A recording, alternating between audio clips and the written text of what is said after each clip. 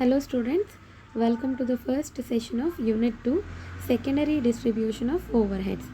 ಈ ಹಿಂದಿನ ಸೆಷನ್ಗಳಲ್ಲಿ ನೀವು primary distribution of overheads ಅಂದ್ರೇನು, ಅದರಲ್ಲಿ ಬರುವಂಥ ಪ್ರಾಬ್ಲಮ್ಸ್ ಹೇಗಿರುತ್ತೆ ಅದನ್ನೆಲ್ಲ ತಿಳ್ಕೊಂಡಿದ್ದೀರಾ. ಈಗ ಈ ಯೂನಿಟಲ್ಲಿ secondary distribution of overheads ಅಂದ್ರೇನು ಅಂತ ತಿಳ್ಕೊಳ್ತಾ ಹೋಗಬೇಕಾಗತ್ತೆ. ಅದರಲ್ಲಿ ಮೀನಿಂಗ್ ಕೊಟ್ಟಿದ್ದಾರೆ ನೋಡಿ. The fourth step involved in overhead is reapportionment of service department cost to production departments ಅಂತಿದೆ. ಇದರಲ್ಲಿ ಫೋರ್ತ್ ಸ್ಟೆಪ್ ಅಂತ ಮೆನ್ಷನ್ ಮಾಡ್ತಾರೆ ನೋಡಿ ನೀವು ನಿಮಗೆ. ಅದರಲ್ಲಿ ಸ್ಟೆಪ್ಸ್ ಇನ್ ಓವರ್ ಹೆಡ್ ಅಂತ ಯಾವುದಿದೆ ಅಂತ ಈ ಟಾಪಿಕ್ ನಿಮಗೆ ಫಸ್ಟ್ ಯೂನಿಟಲ್ಲಿ ಬರುತ್ತೆ, ಸ್ಟೆಪ್ಸ್ ಇನ್ ಓವರ್ ಹೆಡ್ಸ್ ಅಂತ. ಅದರಲ್ಲಿ ಮೊದಲನೇ ಸ್ಟೆಪ್ ಬರುತ್ತೆ collection of over heads. Collection of overheads ಅಂದರೆ ಬೇರೆ ಬೇರೆ ಓವರ್ ಹೆಡ್ಗಳ ಸೋರ್ಸ್ಗಳಿಂದ, ಅಂದರೆ ವೇಜ್ ರೆಕಾರ್ಡ್ಸಿಂದ ಇರ್ಬೋದು, ಸ್ಟೋರ್ಸ್ ಡಿಪಾರ್ಟ್ಮೆಂಟಲ್ಲಿರುವಂಥ ರೆಕಾರ್ಡ್ಸಿಂದ ಇರ್ಬೋದು, ನಾವೇನು ಮಾಡ್ತೀವಿ ಅಂದರೆ ಓವರ್ ಹೆಡ್ಸನ್ನು ಕಲೆಕ್ಟ್ ಮಾಡ್ತಾ ಬರ್ತೀವಿ. Next classification of and codification of overheads ಅಂತಿದೆ. ಕ್ಲಾಸಿಫಿಕೇಷನ್ ಆಫ್ ಓವರ್ ಹೆಡ್ಸ್ ಅಂದರೆ ಏನು ಅಂತ ತಿಳ್ಕೊಂಡಿದ್ದೀರಾ ನೀವು ಮುಂಚೆನೇ. ಓವರ್ ಹೆಡ್ಗಳನ್ನು ಕೆಲವೊಂದು ಬೇಸಿಸನ್ನು ಇಟ್ಕೊಂಡು ಕ್ಲಾಸಿಫೈ ಮಾಡ್ತಾ ಬರೋದು. ಅದು ಫಂಕ್ಷನ್ ವೈಸ್ ಕ್ಲಾಸಿಫಿಕೇಷನ್ ಇರ್ಬೋದು, ಬಿಹೇವಿಯರ್ ವೈಸ್ ಕ್ಲಾಸಿಫಿಕೇಷನ್ ಇರ್ಬೋದು, ಎಲಿಮೆಂಟ್ ವೈಸ್ ಕ್ಲಾಸಿಫಿಕೇಷನ್ ಇರ್ಬೋದು. ನೆಕ್ಸ್ಟ್ ಏನು ಮಾಡಬೇಕಾಗತ್ತೆ ಅಂದರೆ allocation and apportionment of over heads ಎಂದು ಇದು ತಿಳ್ಕೊಂಡಿದ್ದೀರಾ ನೀವು. ಅಲೋಕೇಶನ್ ಮತ್ತು ಅಪೋರ್ಷನ್ಮೆಂಟಿಗೆ ಅದರಲ್ಲಿರುವಂಥ ಡಿಫ್ರೆನ್ಸಸ್ ಏನು ಅಂತ ಕೂಡ ತಿಳ್ಕೊಂಡಿದ್ದೀರಾ ನೀವು. ಇದಿಷ್ಟು ಆದಮೇಲೆ ಪ್ರೈಮರಿ ಡಿಸ್ಟ್ರಿಬ್ಯೂಷನ್ ಸಮ್ಮರಿಯನ್ನು ನೀವು ಪ್ರಿಪೇರ್ ಮಾಡ್ಕೊಳ್ತೀರಾ. ಪ್ರೈಮರಿ ಡಿಸ್ಟ್ರಿಬ್ಯೂಷನ್ ಸಮ್ಮರಿ ಹೇಗಿರುತ್ತೆ ಅಂದರೆ ನೋಡಿ ಹೀಗಿರುತ್ತೆ. ಪ್ರೈಮರಿ ಡಿಸ್ಟ್ರಿಬ್ಯೂಷನ್ ಸಮ್ಮರಿಯಲ್ಲಿ ನಾವೇನು ಮಾಡ್ತೀವಿ ಅಂದರೆ usually items of over head ತೊಗೊಳ್ತೀವಿ, ಬೇಸಿಸ್ ತೊಗೊಳ್ತೀವಿ, ಟೋಟಲ್ ತೊಗೊಳ್ತೀವಿ. ಆಮೇಲೆ ನೋಡಿ ಈ ಪ್ರೊಡಕ್ಷನ್ ಡಿಪಾರ್ಟ್ಮೆಂಟಿಗೆ ಮತ್ತು ಸರ್ವಿಸ್ ಡಿಪಾರ್ಟ್ಮೆಂಟಿಗೆ ಬೇರೆ ಬೇರೆ ಕಾಲಮ್ಸನ್ನು ಹಾಕ್ಕೊಂಡು ನಾವೇನು ಮಾಡ್ತೀವಿ ಅಂದರೆ ಪರ್ಟಿಕ್ಯುಲರ್ ಕಾಮನ್ ಎಕ್ಸ್ಪೆನ್ಸಸ್ ಏನಿರುತ್ತೆ ಇದನ್ನು ನಾವೇನು ಮಾಡ್ತೀವಿ, ಈ ಬೇಸಿಸನ್ನು ಇಟ್ಕೊಂಡು ಡಿಸ್ಟ್ರಿಬ್ಯೂಟ್ ಮಾಡ್ತಾ ಬರ್ತಾಯಿದ್ವಿ. ಇದು ಪ್ರೈಮರಿ ಡಿಸ್ಟ್ರಿಬ್ಯೂಷನ್ ಸಮ್ಮರಿ ಆಯಿತು. ಈ ಸೆಕೆಂಡರಿ ಡಿಸ್ಟ್ರಿಬ್ಯೂಷನ್ ಸಮ್ಮರಿಯಲ್ಲಿ ನಾವೇನು ಮಾಡ್ತೀವಿ ಅಂದರೆ ಈ ಸರ್ವಿಸ್ ಡಿಪಾರ್ಟ್ಮೆಂಟ್ ಏನಿದೆ ಇದು ಯಾವುದೇ ವಸ್ತುಗಳನ್ನು ಡೈರೆಕ್ಟಾಗಿ ಉತ್ಪಾದನೆ ಮಾಡೋದಿಲ್ಲ. ಆದರೆ ಈ ಪ್ರೊಡಕ್ಷನ್ ಡಿಪಾರ್ಟ್ಮೆಂಟ್ ಏನಿರುತ್ತೆ ಅಂದರೆ ಪ್ರಾಡಕ್ಟನ್ನು ಪ್ರೊಡ್ಯೂಸ್ ಮಾಡುವಂಥ ಪ್ರೊಡಕ್ಷನ್ ಡಿಪಾರ್ಟ್ಮೆಂಟ್ಸ್ ಏನಿರುತ್ತೆ ಇದಕ್ಕೆ ಸಪೋರ್ಟ್ ಮಾಡೋದಕ್ಕೆ ಸರ್ವಿಸ್ ಡಿಪಾರ್ಟ್ಮೆಂಟ್ಸನ್ನು ಕ್ರಿಯೇಟ್ ಮಾಡಿರ್ತೀವಿ. ಹಾಗಾಗಿ ಒಂದು ಪರ್ಟಿಕ್ಯುಲರ್ ಪ್ರಾಡಕ್ಟ್ ಅಥವಾ ಒಂದು ಡಿಪಾರ್ಟ್ಮೆಂಟಲ್ಲಿ ಪ್ರೊಡ್ಯೂಸ್ ಆಗಿರುವಂಥ ಒಂದು ಪರ್ಟಿಕ್ಯುಲರ್ ಪ್ರಾಡಕ್ಟನ್ನು ಟೋಟಲ್ ಕಾಸ್ಟ್ ಎಷ್ಟು ಅಥವಾ ಅದರ ಪ್ರೈಸ್ ಎಷ್ಟು ಅಂತ ನಮಗೆ ತಿಳ್ಕೊಳ್ಬೇಕಂದ್ರೆ ಇವರು ಸರ್ವಿಸ್ ಡಿಪಾರ್ಟ್ಮೆಂಟ್ಗಳಿಂದ ಪಡ್ಕೊಂಡಿರುವಂಥ ಸರ್ವಿಸನ್ನು ಕೂಡ ಲೆಕ್ಕಕ್ಕೆ ತೊಗೊಳ್ಬೇಕಾಗತ್ತೆ. ಅಂದರೆ ಆ ಸರ್ವಿಸ್ ಕಾಸ್ಟನ್ನು ಕೂಡ ಈ ಪ್ರೊಡಕ್ಷನ್ ಡಿಪಾರ್ಟ್ಮೆಂಟ್ಸಿಗೆ ನೀವು ಆ್ಯಡ್ ಮಾಡ್ತಾ ಬರಬೇಕಾಗತ್ತೆ. ಈ ಸರ್ವಿಸ್ ಡಿಪಾರ್ಟ್ಮೆಂಟ್ಗಳ ಕಾಸ್ಟ್ ಏನಿರುತ್ತೆ ಅದನ್ನು ಪ್ರೊಡಕ್ಷನ್ ಡಿಪಾರ್ಟ್ಮೆಂಟ್ಸಿಗೆ ಆ್ಯಡ್ ಮಾಡ್ತಾ ಬರೋದಕ್ಕೆ ನಾವು secondary distribution of over heads ಅಂತ ಕರಿತೀವಿ. ಅಂದರೆ ಇಲ್ಲಿ ಏನಿಲ್ಲ, ನಾವೇನು ಮಾಡೋದಿಲ್ಲ, ಇಲ್ಲಿ ಒಂದು ಕಾಲಮ್ ಹಾಕ್ಕೊಳ್ತೀವಿ, ಅಂದರೆ ಟೇಬಲ್ ಹಾಕ್ಕೊಳ್ತೀವಿ, ಅದರಲ್ಲಿ ಪ್ರೊಡಕ್ಷನ್ ಡಿಪಾರ್ಟ್ಮೆಂಟ್ಸನ್ನು ತೊಗೊಳ್ತೀವಿ. ಈ ಸರ್ವಿಸ್ ಡಿಪಾರ್ಟ್ಮೆಂಟ್ ಕಾಸ್ಟ್ ಏನು ನಾವು ಆ್ಯಡ್ ಮಾಡ್ಕೊಂಡಿರ್ತೀವಿ, ಟೋಟಲ್ ಬಂದಿರುತ್ತೆ ನಮಗೆ, ಆ ಟೋಟಲ್ ಅಮೌಂಟನ್ನು ಮತ್ತೆ ನಾವೇನು ಮಾಡ್ತೀವಿ ಅಂದರೆ ಈ ಪ್ರೊಡಕ್ಷನ್ ಡಿಪಾರ್ಟ್ಮೆಂಟಿಗೆ ಕೆಲವೊಂದು ಬೇಸಿಸನ್ನು ಇಟ್ಕೊಂಡು ಡಿಸ್ಟ್ರಿಬ್ಯೂಟ್ ಮಾಡ್ತಾ ಬರ್ತೀವಿ. ಇದನ್ನು ನಾವು secondary distribution of over heads ಅಂತ ಕರೀತಾ ಇರೋದು. ಪ್ರೈಮರಿ ಡಿಸ್ಟ್ರಿಬ್ಯೂಷನಲ್ಲಿ ಪ್ರೊಡಕ್ಷನ್ ಡಿಪಾರ್ಟ್ಮೆಂಟ್ಸಿಗೆ ಬೇರೆ, ಸರ್ವಿಸ್ ಡಿಪಾರ್ಟ್ಮೆಂಟ್ಸಿಗೆ ಬೇರೆ ಕಾಲಮ್ ಹಾಕ್ಕೊಂಡು ಡಿಸ್ಟ್ರಿಬ್ಯೂಟ್ ಮಾಡಿರ್ತೀವಿ. ಈ ಸೆಕೆಂಡರಿ ಡಿಸ್ಟ್ರಿಬ್ಯೂಷನಲ್ಲಿ ಈ ಟೋಟಲ್ಸ್ ಏನಿರುತ್ತೆ, ಇದು ಸರ್ವಿಸ್ ಡಿಪಾರ್ಟ್ಮೆಂಟ್ಸನ್ನು ಟೋಟಲ್ ಇದೆಯಲ್ಲ, ಈ ಅಮೌಂಟ್ಸನ್ನು ಏನು ಮಾಡಬೇಕಂತೆ ಅಂದರೆ ಮತ್ತೆ ಪ್ರೊಡಕ್ಷನ್ ಡಿಪಾರ್ಟ್ಮೆಂಟ್ಸಿಗೆ ಈ ಅಮೌಂಟ್ಸನ್ನು ಕೂಡ ಆ್ಯಡ್ ಮಾಡ್ತಾ ಬರಬೇಕು, ಕೆಲವೊಂದು ಕಾಮನ್ ಬೇಸಿಸನ್ನು ಇಟ್ಕೊಂಡು. ಇದನ್ನು ನಾವು ಸೆಕೆಂಡರಿ ಡಿಸ್ಟ್ರಿಬ್ಯೂಷನ್ ಅಂತ ಕರಿತಾ ಇದ್ದೀವಿ. ಇಲ್ಲಿ ಅದರ ಮೀನಿಂಗ್ ಏನು ಅಂತ ಹೇಳ್ಕೊಡ್ತಿದ್ದಲ್ವ ನಾನು. The fourth step involved in overheads is reapportionment of service department cost to production departments ಅಂತಿದೆ. ಇಲ್ಲಿದೆ ನೋಡಿ, reapportionment of service department cost to production departments. ಅದಾದಮೇಲೆ 5ನೇ ಸ್ಟೆಪ್ ಬರುತ್ತೆ ಅಬ್ಸಾರ್ಪ್ಷನ್ ಆಫ್ ಓವರ್ ಹೆಡ್ಸ್ ಅಂತ. ಇದನ್ನು ನೀವು ನೆಕ್ಸ್ಟ್ ಯೂನಿಟಲ್ಲಿ ತಿಳ್ಕೊಳ್ತೀರಾ. ಈ ಯೂನಿಟಲ್ಲಿ ನಿಮಗೆ ರೀಅಪೋರ್ಷನ್ಮೆಂಟ್ ಬಗ್ಗೆ ತಿಳ್ಕೊಳ್ತಾ ಹೋಗೋಣ. ಅದರಲ್ಲಿ ಕೊಡ್ತಾರೆ ನೋಡಿ, ಈಗೇನು ಹೇಳ್ಕೊಟ್ಟೆ ಅದೇ ಇರೋದಿಲ್ಲ. The service department generally do not by themself manufacture anything. ಅಂದರೆ ಸರ್ವಿಸ್ ಡಿಪಾರ್ಟ್ಮೆಂಟ್ಗಳು ಏನನ್ನೂ ಮ್ಯಾನುಫ್ಯಾಕ್ಚರ್ ಮಾಡೋದಿಲ್ಲ. Therefore overhead cost charge to these department should be redistributed to production departments. ಅಂದರೆ ನಾನೇನು ಹೇಳ್ಕೊಟ್ಟೆ ನಿಮಗೆ ಮುಂಚೆ, ಸರ್ವಿಸ್ ಡಿಪಾರ್ಟ್ಮೆಂಟ್ಗಳಿಗೆ ಏನು ಕಾಸ್ಟ್ಗಳನ್ನು ಚಾರ್ಜ್ ಮಾಡಿದಿರೋ ಅಥವಾ ಓವರ್ ಹೆಡನ್ನು ಡಿಸ್ಟ್ರಿಬ್ಯೂಟ್ ಮಾಡಿದಿರೋ ಅದನ್ನು ನೀವು ಮತ್ತೆ ಏನು ಮಾಡಬೇಕಾಗತ್ತೆ ಅಂದರೆ ಪ್ರೊಡಕ್ಷನ್ ಡಿಪಾರ್ಟ್ಮೆಂಟಿಗೆ ಡಿಸ್ಟ್ರಿಬ್ಯೂಟ್ ಮಾಡ್ತಾ ಬರಬೇಕಾಗತ್ತೆ. on some therefore overhead costs charged to these departments should be redistributed to production departments on some suitable basis to charge the cost units produced by them ಅಂತ ಕೊಟ್ಟಿದ್ದಾರೆ. This distribution is called secondary distribution. Statement showing the distribution of overheads of service departments to production departments is known as secondary distribution summary. ಅಂದರೆ statement showing distribution of overheads ಅಂದರೆ service ಡಿಪಾರ್ಟ್ಮೆಂಟಿನ ಕಾಸ್ಟ್ಗಳೇನಿರುತ್ತೆ ಅದನ್ನು production ಡಿಪಾರ್ಟ್ಮೆಂಟಿಗೆ ಮತ್ತೆ distribute ಮಾಡೋದಕ್ಕೆ ನಾವು secondary distribution ಸಮ್ಮರಿಯನ್ನು ಮಾಡ್ಕೊಳ್ತೀವಿ. ಅದರಲ್ಲಿ ನಿಮಗೆ ಬೇಸಿಸ್ ಆಫ್ ಅಪೋರ್ಷನ್ಮೆಂಟನ್ನು ಕೊಡ್ತಾ ಬಂದಿದ್ದಾರೆ ನೋಡಿ. ಇಲ್ಲಿ ಕೊಟ್ಟಿದ್ದಾರಲ್ಲ, ಇದು ಎಲ್ಲ ಸರ್ವಿಸ್ ಡಿಪಾರ್ಟ್ಮೆಂಟ್ಗಳಿದು. ಪರ್ಚೇಸ್ ಡಿಪಾರ್ಟ್ಮೆಂಟಿನ ಕೆಲಸ ಏನು? ವಸ್ತುಗಳನ್ನು ಉತ್ಪಾದನೆ ಮಾಡೋದಲ್ಲ, ಬರೀ ರಾ ಮೆಟೀರಿಯಲ್ಸನ್ನು ಪರ್ಚೇಸ್ ಮಾಡಿ ಪ್ರೊಡಕ್ಷನ್ ಡಿಪಾರ್ಟ್ಮೆಂಟ್ಸ್ ಏನಿರುತ್ತೆ ಅಲ್ಲಿಗೆ ಸಪ್ಲೈ ಮಾಡೋದು ಪರ್ಚೇಸ್ ಡಿಪಾರ್ಟ್ಮೆಂಟ್ ಕೆಲಸ ಆಗುತ್ತೆ.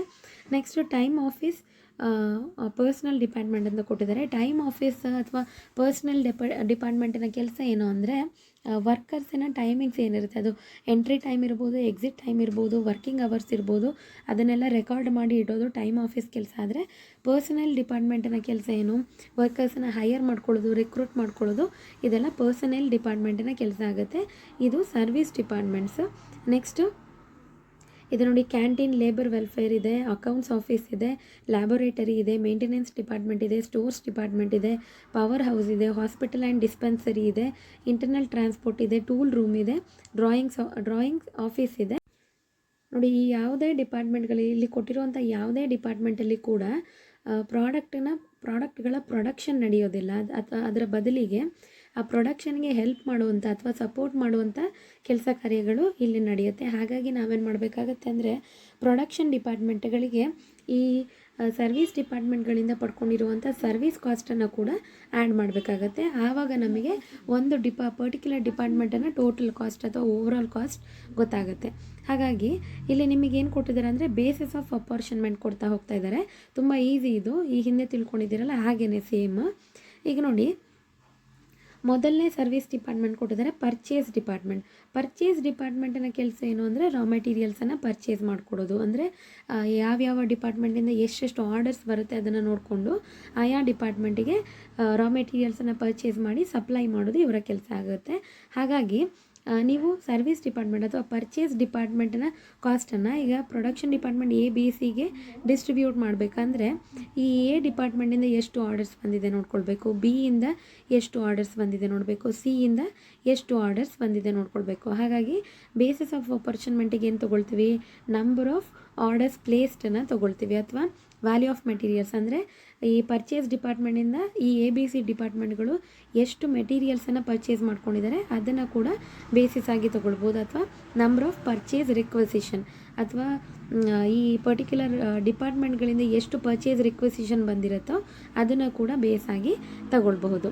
Next time office or personal department ಅಂತಿದೆ. ಇವುಗಳ ಕೆಲಸ ಏನು ಅಂತ ನಾನು ಆಗಲೇ ಹೇಳಿದೆ ನಿಮಗೆ. ಟೈಮ್ ಆಫೀಸನ್ನ ಕೆಲಸ ಏನಂದರೆ entry time, exit time, working ಅವರ್ಸನ್ನು ರೆಕಾರ್ಡ್ ಮಾಡ್ಕೊಳ್ಳೋದು. ಹಾಗಾಗಿ ಈ ಟೈಮ್ ಆಫೀಸ್ ಅಥವಾ ಪರ್ಸ್ನಲ್ ಡಿಪಾರ್ಟ್ಮೆಂಟ್ ಕಾಸ್ಟ್ ಏನಿರುತ್ತೆ ಇದನ್ನು ಡಿಸ್ಟ್ರಿಬ್ಯೂಟ್ ಮಾಡಬೇಕಂದ್ರೆ ನೀವು ಯಾವ್ಯಾವ ಡಿಪಾರ್ಟ್ಮೆಂಟ್ಗಳಲ್ಲಿ ಎಷ್ಟೆಷ್ಟು ವರ್ಕರ್ಸ್ ಇದ್ದಾರೆ ನೋಡ್ಕೊಳ್ಬೇಕಾಗತ್ತೆ. ಆ ಪ್ರಕಾರ ನೀವು ಅಮೌಂಟ್ ನಾವು time office or personal department cost ಏನಿರುತ್ತೆ ಅದನ್ನು ಪ್ರೊಡಕ್ಷನ್ ಡಿಪಾರ್ಟ್ಮೆಂಟ್ಗಳಿಗೆ ಡಿಸ್ಟ್ರಿಬ್ಯೂಟ್ ಮಾಡ್ತಾ ಬರಬೇಕಾಗತ್ತೆ. ನೆಕ್ಸ್ಟ್ ಕ್ಯಾಂಟೀನ್, ಲೇಬರ್ ವೆಲ್ಫೇರ್, ಇದನ್ನೆಲ್ಲ ನೀವು ಪ್ರೈಮರಿ ಡಿಸ್ಟ್ರಿಬ್ಯೂಷನ್ ಸಮ್ಮರಿಯಲ್ಲೇ ನೋಡಿದ್ದೀರಾ. ಕ್ಯಾಂಟೀನ್ ಅಥವಾ ಲೇಬರ್ ವೆಲ್ಫೇರ್ ಅಂತ ಬರೋದಾದರೆ ನಂಬರ್ ಆಫ್ ಎಂಪ್ಲಾಯೀಸ್ ಅಥವಾ ವೇಜಸ್ ಪೇಡನ್ನು ಬೇಸಿಸ್ ಆಗಿ ತೊಗೊಳ್ತೀರಾ. ಇನ್ನು ಅಕೌಂಟ್ಸ್ ಆಫೀಸ್ ಅಂತಿದೆ. ಈ ಅಕೌಂಟ್ಸ್ ಆಫೀಸಲ್ಲಿ ಯೂಶ್ವಲಿ ಏನು ನಡೆಯುತ್ತೆ ಅಂದರೆ ಲೆಕ್ಕಾಚಾರ ನಡೆಯುತ್ತೆ. ಅಂದರೆ ಒಂದು ಕಂಪನಿಗೆ ಸಂಬಂಧಪಟ್ಟಂತಹ ಎಲ್ಲ ರೀತಿಯ ಕ್ಯಾಲ್ಕುಲೇಷನ್ಸ್ ಅಕೌಂಟ್ಸ್ ಆಫೀಸಲ್ಲೇ ನಡೆಯೋದು. ಇಲ್ಲಿ ನಾವು ಪ್ರೊಡಕ್ಷನಿಗೆ ಸಂಬಂಧಪಟ್ಟ ಹಾಗೆ ಓವರ್ ಹೆಡ್ಸನ್ನು ಡಿಸ್ಟ್ರಿಬ್ಯೂಟ್ ಮಾಡ್ತಾ ಬರೋದ್ರಿಂದ ಅಲ್ಲಿ ಅಕೌಂಟ್ಸ್ ಡಿಪಾರ್ಟ್ಮೆಂಟಲ್ಲಿ ಏನು ಕೆಲಸ ನಡೆಯುತ್ತೆ, ಈ ಪ್ರೊಡಕ್ಷನ್ಗೆ ಸಂಬಂಧಪಟ್ಟ ಹಾಗೆ ಅಂದರೆ ವರ್ಕರ್ಸಿಗೆ ಕೊಡುವಂಥ ಸ್ಯಾಲ್ರಿ ಅಥವಾ ವೇಜಸನ್ನು ಬಿಲ್ ಮಾಡೋದು ಅದೆಲ್ಲ ನಡೆಯುತ್ತೆ ಅಂತ ನಾವು ಅಸಂಪ್ಷನ್ ಮಾಡಿಕೊಂಡು ಅಕೌಂಟ್ಸ್ ಆಫೀಸನ್ನು ಓವರ್ ಹೆಡ್ ಕಾಸ್ಟ್ ಏನಿರುತ್ತೆ ಇದನ್ನು ಡಿಸ್ಟ್ರಿಬ್ಯೂಟ್ ಮಾಡುವಾಗ ನಂಬರ್ ಆಫ್ ಎಂಪ್ಲಾಯೀಸ್ ಅಂದರೆ ABC ಡಿಪಾರ್ಟ್ಮೆಂಟಲ್ಲಿ ಎಷ್ಟೆಷ್ಟು ಎಂಪ್ಲಾಯೀಸ್ ಇದ್ದಾರೆ ಅವುಗಳ ಪ್ರಕಾರ ಈ accounts office over head cost ಏನಿರುತ್ತೆ ಇದನ್ನು ನಾವು ಡಿಸ್ಟ್ರಿಬ್ಯೂಟ್ ಮಾಡ್ತಾ ಬರಬೇಕಾಗುತ್ತೆ. ನೆಕ್ಸ್ಟ್ ಕೊಟ್ಟಿದ್ದಾರೆ ಲ್ಯಾಬೊರೇಟರಿ ಅಂತ. ನಿಮಗೆ ಗೊತ್ತಿರಬಹುದು, ಯಾವುದೇ ಒಂದು ಪ್ರಾಡಕ್ಟ್ ಪ್ರೊಡ್ಯೂಸ್ ಆಗಬೇಕಂದ್ರೆ ಅದು ಹಲವಾರು ಬಾರಿ ಲ್ಯಾಬೊರೇಟರಿಯಲ್ಲಿ ಚೆಕ್ ಆಗಿ ಮತ್ತೆ ಬರೋದು, ಅಂದರೆ ಮಾರ್ಕೆಟಿಗೆ ಬರೋದು. ಅದರಲ್ಲಿರುವಂಥ ಡಿಫೆಕ್ಟ್ಸ್ ಏನು ಅಥವಾ ಪಾಸಿಟಿವ್ ಟ್ರೇಡ್ಸ್ ಏನು ಅಥವಾ ನೆಗೆಟಿವ್ ಟ್ರೇಡ್ಸ್ ಏನು ಇದನ್ನೆಲ್ಲ ತಿಳ್ಕೊಂಡು ಏನು ಮಾಡಬೇಕಾಗತ್ತೆ ಅಂದರೆ ಮಾರ್ಕೆಟಿಗೆ ಆ ವಸ್ತುಗಳನ್ನು ಬಿಡಬೇಕಾಗತ್ತೆ. ಆವಾಗ ಅದು ಆ ಲ್ಯಾಬಲ್ಲಿ ತುಂಬ ಸಾರಿ ಚೆಕ್ ಆಗಿ ಬರೋದ್ರಿಂದ ಈ ಪ್ರೊಡಕ್ಷನ್ ಡಿಪಾರ್ಟ್ಮೆಂಟ್, ಈಗ ABC ಅಂತ ನಾವು ಆಗ್ಲಿಂದ ಎಕ್ಸಾಂಪಲ್ ತೊಗೊಳ್ತಿದ್ದೀವಲ್ಲ, ಇಲ್ಲಿ ಉತ್ಪಾದನೆಯಾಗುವಂಥ ವಸ್ತುಗಳನ್ನು ಈ ಲ್ಯಾಬಲ್ಲಿ ಏನು ಮಾಡಬೇಕಾಗತ್ತೆ, ಚೆಕ್ ಮಾಡಬೇಕಾಗತ್ತೆ ಅಥವಾ ಟೆಸ್ಟಿಗೆ ಇಡಬೇಕಾಗತ್ತೆ. ಆಗ ನೀವು ಯಾವ್ಯಾವ ಡಿಪಾರ್ಟ್ಮೆಂಟಿಗೆ ಎಷ್ಟೆಷ್ಟು ಲ್ಯಾಬೊರೇಟರಿ ಕಾಸ್ಟ್ ತಗಲ್ತಾ ಇದೆ ಅಂತ ಡಿಸ್ಟ್ರಿಬ್ಯೂಟ್ ಮಾಡಬೇಕಂದ್ರೆ ಟೆಸ್ಟಿಂಗ್ ಲ್ಯಾಬೊರೇಟರಿ ಅವರ್ಸ್ ಅಥವಾ ಯೂನಿಟ್ಸ್ ಆಫ್ ಔಟ್ಪುಟನ್ನು ನೀವು ಬೇಸಿಸ್ ಆಗಿ ಇಟ್ಕೊಂಡು ಡಿಸ್ಟ್ರಿಬ್ಯೂಟ್ ಮಾಡಬೇಕಾಗತ್ತೆ. ನೆಕ್ಸ್ಟ್ ಮೇಂಟೆನೆನ್ಸ್ ಡಿಪಾರ್ಟ್ಮೆಂಟ್ ಕೊಟ್ಟಿದ್ದಾರೆ ನೋಡಿ, ಇದನ್ನು ನಾವು ಸೆಪ್ರೇಟಾಗಿ ಯಾವಾಗಲೂ ಓದಿಲ್ಲ, ಆದರೆ ರಿಪೇರ್ಸ್ ಆ್ಯಂಡ್ ಮೇಂಟೆನೆನ್ಸ್ ಅಂತ ಓದಿರ್ತೀವಿ. ರಿಪೇರ್ಸ್ ಆ್ಯಂಡ್ ಮೇಂಟೆನೆನ್ಸ್ ಯೂಶ್ವಲಿ ಆಗೋದು ಯಾವುದರ ಮೇಲೆ ಅಂದರೆ ವಸ್ತುಗಳ ಮೇಲೆ ಅಥವಾ ಅಸೆಟ್ಸ್ ಮೇಲೆ ಆಗೋದ್ರಿಂದ ನೀವು number of hours worked in each department or value of ಅಸೆಟ್ಸನ್ನು ಬೇಸಾಗಿ ತೊಗೊಳ್ಬೋದು. Maintenance number of hours worked in each department ಅಂದರೆ ಮೇಂಟೆನೆನ್ಸ್ ಡಿಪಾರ್ಟ್ಮೆಂಟಲ್ಲಿರುವಂಥ ವರ್ಕರ್ಸ್ ಯಾರಿರ್ತಾರೆ ಅವರು ಯಾವ್ಯಾವ ಡಿಪಾರ್ಟ್ಮೆಂಟಲ್ಲಿ ಎಷ್ಟೆಷ್ಟು ಅವರ್ ವರ್ಕ್ ಮಾಡಿದ್ದಾರೆ ಅದನ್ನು ಬೇಸಾಗಿ ತೊಗೊಳ್ಬೋದು. ಅಥವಾ ವ್ಯಾಲ್ಯೂ ಆಫ್ ಅಸೆಟ್ಸನ್ನು ಕೂಡ ನೀವು ಬೇಸಾಗಿ ತೊಗೊಳ್ಬೋದು. ವ್ಯಾಲ್ಯೂ ಆಫ್ ಅಸೆಟ್ಸನ್ನು ಯಾಕೆ ತೊಗೊಳ್ತೀವಿ ಅಂದರೆ ಅಸೆಟನ್ನು ಮೇಂಟೈನ್ ಮಾಡೋದಕ್ಕೆ ಎಷ್ಟು ಕಾಸ್ಟ್ ತಗಲಿದೆ ಅಂತ ತಿಳ್ಕೊಳ್ಬೇಕಂದ್ರೆ ಆ ಅಸೆಟ್ಟಿನ ವ್ಯಾಲ್ಯೂ ಕೂಡ ನಿಮಗೆ ಗೊತ್ತಿರಬೇಕಾಗತ್ತೆ. ಹಾಗಾಗಿ ನಾವು ವ್ಯಾಲ್ಯೂ ಆಫ್ ಅಸೆಟನ್ನು ಬೇಸಿಸಾಗಿ ತೊಗೊಂಡು ಕೂಡ ಮೇಂಟೆನೆನ್ಸ್ ಡಿಪಾರ್ಟ್ಮೆಂಟಿನ ಕಾಸ್ಟನ್ನು ತೊಗೊಳ್ಬೋದು. ಅಂದರೆ ಇದಕ್ಕೆ ನೀವು ರಿಪೇರ್ಸ್ ಆ್ಯಂಡ್ ಮೇಂಟೆನೆನ್ಸ್ ಹಾಗೆ ಕೂಡ ನೆನ್ಪಿಟ್ಕೊಳ್ಬೋದು. ಮೇಂಟೆನೆನ್ಸ್ ಅಂದರೆ ಅಸೆಟ್ಗಳ ಮೇಂಟೆನೆನ್ಸ್ಗೆ ಸಂಬಂಧಪಡುತ್ತೆ ಅಂತ. ನೆಕ್ಸ್ಟ್ ಕೊಟ್ಟಿದ್ದಾರೆ ಸ್ಟೋರ್ಸ್ ಡಿಪಾರ್ಟ್ಮೆಂಟ್ ಅಂತ. ಇದಕ್ಕೆ ನಾವು ಕಾಸ್ಟ್ ಆಫ್ ಮೆಟೀರಿಯಲ್ಸನ್ನು ತೊಗೊಳ್ಬೋದು ಅಥವಾ ನಂಬರ್ ಆಫ್ ಯೂನಿಟ್ಸನ್ನು ತೊಗೊಳ್ಬೋದು ಅಥವಾ ನಂಬರ್ ಆಫ್ ರಿಕ್ವಿಸಿಷನ್ಸನ್ನು ತೊಗೊಳ್ಬೋದು. ಸ್ಟೋರ್ಸ್ ಡಿಪಾರ್ಟ್ಮೆಂಟ್ನ ಕೆಲಸ ಏನು, ರಾ ಮೆಟೀರಿಯಲ್ಸನ್ನು ಅಥವಾ ಫಿನಿಶ್ಡ್ ಪ್ರಾಡಕ್ಟ್ಸನ್ನು ಸ್ಟೋರ್ ಮಾಡಿ ಇರೋದು ಸ್ಟೋರ್ಸ್ ಡಿಪಾರ್ಟ್ಮೆಂಟಲ್ಲಿ ಕೆಲಸ ಆಗುತ್ತೆ. ಹಾಗಾಗಿ ನೀವು ಅದನ್ನು ಡಿಸ್ಟ್ರಿಬ್ಯೂಟ್ ಮಾಡಬೇಕಂದ್ರೆ, ಈಗ ABC ಡಿಪಾರ್ಟ್ಮೆಂಟಿಗೆ ಡಿಸ್ಟ್ರಿಬ್ಯೂಟ್ ಮಾಡಬೇಕಂದ್ರೆ ಅವುಗಳ ಕಾಸ್ಟ್ ಆಫ್ ಮೆಟೀರಿಯಲ್ಸನ್ನು ತೊಗೊಳ್ಬೋದು ಅಥವಾ ನಂಬರ್ ಆಫ್ ಯೂನಿಟ್ಸನ್ನು ತೊಗೊಳ್ಬೋದು. ಯಾವ್ಯಾವ ಡಿಪಾರ್ಟ್ಮೆಂಟಲ್ಲಿ ಎಷ್ಟೆಷ್ಟು ನಂಬರ್ ಆಫ್ ಯೂನಿಟ್ಸನ್ನು ಇವರು ಸ್ಟೋರ್ ಮಾಡಿ ಇಟ್ಟಿದ್ದಾರೆ ಅದನ್ನು ತೊಗೊಳ್ಬೋದು. ಅಥವಾ ನಂಬರ್ ಆಫ್ ರಿಕ್ವಿಸಿಷನನ್ನು ಕೂಡ ಇದಕ್ಕೆ ಬೇಸಿಸಾಗಿ ತೊಗೊಳ್ಬೋದು. ನೆಕ್ಸ್ಟ್ ಪವರ್ ಹೌಸ್ ಅಂತಿದೆ. ಪವರ್ ಅಂತ ಬಂದ ತಕ್ಷಣ ನೆನ್ಪಿಟ್ಕೊಳ್ಬೇಕು ನೀವು HP ತೊಗೊಳ್ಬೋದು ಅಥವಾ ನಂಬರ್ ಆಫ್ ಎಲೆಕ್ಟ್ರಿಕ್ ಪಾಯಿಂಟ್ಸ್ ತೊಗೊಳ್ಬೋದು. ವೋಲ್ಟೇಜ್ ಆರ್ ಫ್ಲೋರ್ ಏರಿಯಾನ ಬೇಸಾಗಿ ತೊಗೊಳ್ಬೋದು. ಇದ್ರ ಬಗ್ಗೆ ನಾವು ಆಲ್ರೆಡಿ ಡಿಸ್ಕಸ್ ಮಾಡಿದ್ದೀವಿ ಹಿಂದಿನ ಟಾಪಿಕ್ಸಲ್ಲಿ ಅಥವಾ ಕ್ಲಾಸಸಲ್ಲಿ. ನೆಕ್ಸ್ಟ್ ಹಾಸ್ಪಿಟಲ್ ಆ್ಯಂಡ್ ಡಿಸ್ಪೆನ್ಸರಿ ಅಂತಿದೆ. ಹಾಸ್ಪಿಟಲ್ ಆ್ಯಂಡ್ ಡಿಸ್ಪೆನ್ಸರಿ ಈ ಸರ್ವಿಸ್ ಡಿಪಾರ್ಟ್ಮೆಂಟಲ್ಲಿ ಏನು ಕೆಲಸ ನಡೆಯುತ್ತೆ ಯೂಶ್ವಲಿ ಅಂದರೆ ವರ್ಕರ್ಸ್ ಯಾರು ಕೆಲಸ ಮಾಡ್ತಾಯಿರ್ತಾರೆ ಅವರಿಗೆ ಯಾವುದಾದ್ರೂ ಇಂಜುರಿ ಆದಾಗ ಅವರಿಗೆ ಫಸ್ಟ್ ಏಡ್ ಕೊಡೋದಕ್ಕೆ ಅಥವಾ ಫಸ್ಟ್ ಏಡ್ ಮಾಡೋದಕ್ಕೆ ಬಳಸುವಂಥ ಮೆಡಿಸಿನ್ಸನ್ನೆಲ್ಲ ನಾವು ಹಾಸ್ಪಿಟಲ್ ಆ್ಯಂಡ್ ಡಿಸ್ಪೆನ್ಸರಿ ಡಿಪಾರ್ಟ್ಮೆಂಟಲ್ಲಿ ನೋಡ್ಬೋದು. ಅಂದರೆ ಅದೊಂದು ಮೆಡಿಸಿನ್ಸನ್ನು ಇಡುವಂಥ ಒಂದು ಸ್ಟೋರ್ ಅಂತ ಕನ್ಸಿಡರ್ ಮಾಡ್ಬೋದು. ಅದನ್ನು ನೀವು ಯಾವ ಬೇಸಿಸಲ್ಲಿ ಡಿಸ್ಟ್ರಿಬ್ಯೂಟ್ ಮಾಡಬೇಕಾಗತ್ತೆ ಅಂದರೆ ನಂಬರ್ ಆಫ್ ಎಂಪ್ಲಾಯೀಸನ್ನು ಬೇಸಿಸಾಗಿ ಇಟ್ಕೊಂಡು ಡಿಸ್ಟ್ರಿಬ್ಯೂಟ್ ಮಾಡಬೇಕಾಗತ್ತೆ. ಅಂದರೆ ಯಾವ ಡಿಪಾರ್ಟ್ಮೆಂಟಲ್ಲಿ ನಂಬರ್ ಆಫ್ ಎಂಪ್ಲಾಯೀಸ್ ಜಾಸ್ತಿ ಇರ್ತಾರೋ ಅವರಿಗೆ ಹಾಸ್ಪಿಟಲ್ ಆ್ಯಂಡ್ ಡಿಸ್ಪೆನ್ಸರಿ ಚಾರ್ಜಸ್ ಕೂಡ ಜಾಸ್ತಿ ತಗಲುತ್ತೆ. ಹಾಗಾಗಿ ಹಾಸ್ಪಿಟಲ್ ಆ್ಯಂಡ್ ಡಿಸ್ಪೆನ್ಸರಿಯನ್ನು ನಂಬರ್ ಆಫ್ ಎಂಪ್ಲಾಯೀಸನ್ನು ಬೇಸಾಗಿ ಇಟ್ಕೊಂಡು ತೊಗೊಳ್ಬೋದು. ಇನ್ನೂ ಒಂದು ರೀತಿ ಅಂದರೆ ಈಗ ಯೂಶ್ವಲಿ ಹಾಸ್ಪಿಟಲ್ ಮತ್ತು ಡಿಸ್ಪೆನ್ಸರಿ ಯಾರಿಗೆ ಬೇಕಾಗುತ್ತೆ, ಯಾರಿಗೆ ಯೂಸ್ ಆಗುತ್ತೆ, ಯೂಶ್ವಲಿ ಅದು ಹ್ಯೂಮನ್ ಬೀಯಿಂಗ್ಸಿಗೆ ಅಂದರೆ ಎಂಪ್ಲಾಯೀಸಿಗೆ ಅಥವಾ ವರ್ಕರ್ಸಿಗೆ ಸಂಬಂಧಪಡೋದ್ರಿಂದ ನಾವು ನಂಬರ್ ಆಫ್ ಎಂಪ್ಲಾಯೀಸನ್ನು ಬೇಸಾಗಿ ತೊಗೊಳ್ಬಹುದು. ನೆಕ್ಸ್ಟ್ ಇಂಟರ್ನಲ್ ಟ್ರಾನ್ಸ್ಪೋರ್ಟ್ ಅಂತಿದೆ. ಇಂಟರ್ನಲ್ ಟ್ರಾನ್ಸ್ಪೋರ್ಟ್ ಅನ್ನೋದು ಯಾವುದಕ್ಕೆ ಸಂಬಂಧಪಡುತ್ತೆ? ಇಂಟರ್ನಲ್ ಟ್ರಾನ್ಸ್ಪೋರ್ಟ್ ಅನ್ನೋದು ಪ್ರೊಡಕ್ಷನ್ ಡಿಪಾರ್ಟ್ಮೆಂಟ್, ಸ್ಟೋರ್ಸಿಂದ ಪ್ರೊಡಕ್ಷನ್ ಡಿಪಾರ್ಟ್ಮೆಂಟಿಗಿರ್ಬೋದು ಅಥವಾ ಪ್ರೊಡಕ್ಷನ್ ಡಿಪಾರ್ಟ್ಮೆಂಟಿಂದ ಗೋಡೌನಿಗಿರ್ಬೋದು. ವಸ್ತುಗಳನ್ನು ಸಾಗಾಟ ಮಾಡುವಾಗ ಅಥವಾ ಮೆಟೀರಿಯಲ್ಸನ್ನು ಸಾಗಾಟ ಮಾಡುವಾಗ ಬಳಸುವಂಥದ್ದು ಇಂಟರ್ನಲ್ ಟ್ರಾನ್ಸ್ಪೋರ್ಟ್ ಅನ್ನೋದು. ಇದನ್ನು ಯಾವ ಬೇಸಿಸನ್ನು ಇಟ್ಕೊಂಡು ಡಿಸ್ಟ್ರಿಬ್ಯೂಟ್ ಮಾಡಬೇಕಾಗತ್ತೆ ಅಂದರೆ ವೆಯ್ಟ್ ಆರ್ ಕಾಸ್ಟ್ ಆಫ್ ಮೆಟೀರಿಯಲ್ಸನ್ನು ಬೇಸಾಗಿಟ್ಕೊಂಡು ಡಿಸ್ಟ್ರಿಬ್ಯೂಟ್ ಮಾಡಬೇಕಾಗತ್ತೆ. ನೆಕ್ಸ್ಟು ಟೂಲ್ ರೂಮ್ ಅಂತಿದೆ. ಟೂಲ್ ರೂಮ್ ಅನ್ನೋದು ಅದು ಮೆಷಿನ್ಸನ್ನು ಆಪ್ರೇಟ್ ಮಾಡೋದಕ್ಕೆ ಅಥವಾ ಮೆಷಿನ್ಸನ್ನು ರಿಪೇರ್ ಮಾಡೋದಕ್ಕೆ ಬಳಸುವಂಥ ಟೂಲ್ಸ್ ಇರ್ಬೋದು, ಅವುಗಳನ್ನೆಲ್ಲ ಸ್ಟೋರ್ ಮಾಡಿ ಇಡೋದಕ್ಕೆ ಬಳಸುವಂಥದ್ದು ಟೂಲ್ ರೂಮ್. ಅದನ್ನು ನೀವು ಯಾವ ಬೇಸಿಸ್ ಇಟ್ಕೊಂಡು ಡಿಸ್ಟ್ರಿಬ್ಯೂಟ್ ಮಾಡ್ಬೋದು ಅಂದರೆ direct labour hours or machine hours or ವೇಜಸನ್ನು ಬೇಸಾಗಿ ಇಟ್ಕೊಂಡು ಡಿಸ್ಟ್ರಿಬ್ಯೂಟ್ ಮಾಡ್ಬೋದು. ನೆಕ್ಸ್ಟ್ ಡ್ರಾಯಿಂಗ್ ಆಫೀಸ್ ಅಂತಿದೆ. ಆಫೀಸ್ ಅಂತ ಕೊಟ್ಟಿದ್ದಾರೆ ನೋಡಿ. ಡ್ರಾಯಿಂಗ್ ಆಫೀಸ್ ಅನ್ನೋದು ಅಂದರೆ ಯಾವುದಾದ್ರು ಒಂದು ಪ್ರಾಡಕ್ಟನ್ನು ಪ್ರೊಡ್ಯೂಸ್ ಮಾಡೋಕ್ಕಿಂತ ಮುಂಚೆ ಏನು ಮಾಡಬೇಕಾಗುತ್ತೆ, ಅದರ ಬ್ಲೂ ಪ್ರಿಂಟನ್ನು ರೆಡಿ ಮಾಡ್ಕೊಳ್ಬೇಕಾಗತ್ತೆ. ಅದರ ಪ್ರಕಾರನೇ ಅದರ ಡಿಸೈನ್ ಇರ್ಬೋದು, ಕಲರ್ ಇರ್ಬೋದು ಅದರ ಬ್ಲೂ ಪ್ರಿಂಟನ್ನು ರೆಡಿ ಮಾಡಿಕೊಂಡು ಮತ್ತೆ ಅದರ ಪ್ರೊಡಕ್ಷನಿಗೆ ಕೈ ಹಾಕೋದು ಯಾವುದೇ ಡಿಪಾರ್ಟ್ಮೆಂಟ್ ಆದರೂ ಕೂಡ. ಹಾಗಾಗಿ ಡ್ರಾಯಿಂಗ್ ಆಫೀಸ್ ಖರ್ಚುಗಳು ಏನಿರುತ್ತೆ ಅದನ್ನು ಆಯಾ ಡಿಪಾರ್ಟ್ಮೆಂಟಿಗೆ ಡಿಸ್ಟ್ರಿಬ್ಯೂಟ್ ಮಾಡುವಾಗ ಯಾವ್ಯಾವ ಡಿಪಾರ್ಟ್ಮೆಂಟಿಗೆ ಎಷ್ಟೆಷ್ಟು ಡ್ರಾಯಿಂಗ್ಸನ್ನು ಮಾಡಿದ್ದಾರೆ ಅದನ್ನು ಬೇಸಾಗಿಟ್ಕೊಂಡು ಅಮೌಂಟನ್ನು ಡಿಸ್ಟ್ರಿಬ್ಯೂಟ್ ಮಾಡ್ತಾ ಬರಬೇಕಾಗತ್ತೆ. ಅಥವಾ ಮ್ಯಾನ್ ಅವರ್ ವರ್ಕ್ಡ್ ಎಷ್ಟಿದೆ ಅದನ್ನು ಬೇಸಾಗಿಟ್ಕೊಂಡು ಕೂಡ ಡಿಸ್ಟ್ರಿಬ್ಯೂಟ್ ಮಾಡ್ತಾ ಬರಬೇಕಾಗತ್ತೆ. ನೆಕ್ಸ್ಟ್ ನಿಮಗೆ ಮೆಥಡ್ಸ್ ಆಫ್ ರೀಅಪಾರ್ಷನ್ಮೆಂಟ್ ಆರ್ ರೀಡಿಸ್ಟ್ರಿಬ್ಯೂಷನ್ ಇದೆ. ಇದಕ್ಕೆ ರಿಲೇಟೆಡ್ ಆಗಿಯೇ ನಿಮಗೆ ಪ್ರಾಬ್ಲಮ್ಸ್ ಬರೋದು. ಈ ಎಲ್ಲ ಮೆಥಡ್ಸಲ್ಲೂ ಕೂಡ ನಿಮಗೆ ಪ್ರಾಬ್ಲಮ್ಸನ್ನು ನೋಡಬೇಕಾಗತ್ತೆ. The following are the methods of redistribution of service departments to cost to production departments. ಅದರಲ್ಲಿ ಡೈರೆಕ್ಟ್ ರೀಡಿಸ್ಟ್ರಿಬ್ಯೂಷನ್ ಮೆಥಡ್ ಅಂತಿದೆ. ನೆಕ್ಸ್ಟ್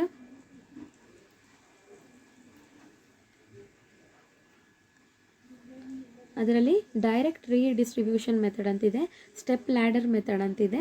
ಅದು ಬಿಟ್ಟರೆ ರೆಸಿಪ್ರೋಕಲ್ ಸರ್ವಿಸ್ ಮೆಥಡ್ ಅಂತಿದೆ. ಅದರಲ್ಲಿ 3 ಮತ್ತು ಸಬ್ ಡಿವಿಷನ್ ಬರುತ್ತೆ. Simultaneous equation method, repeated distribution method and trial and error method ಅಂತಿದೆ. ಇದಿಷ್ಟು ಮೆಥಡ್ಸಲ್ಲಿ ನೀವು ಪ್ರಾಬ್ಲಮ್ಸನ್ನು ನೋಡಬಹುದು. ಇದು ಸೆಕೆಂಡ್ ಯೂನಿಟಿಗೆ ರಿಲೇಟ್ ಆಗುವಂಥ ಏನು ಥಿಯರಿ ಪಾರ್ಟ್ ಇದು.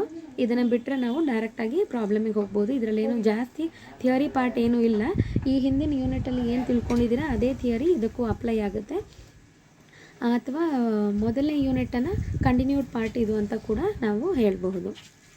Thank you students.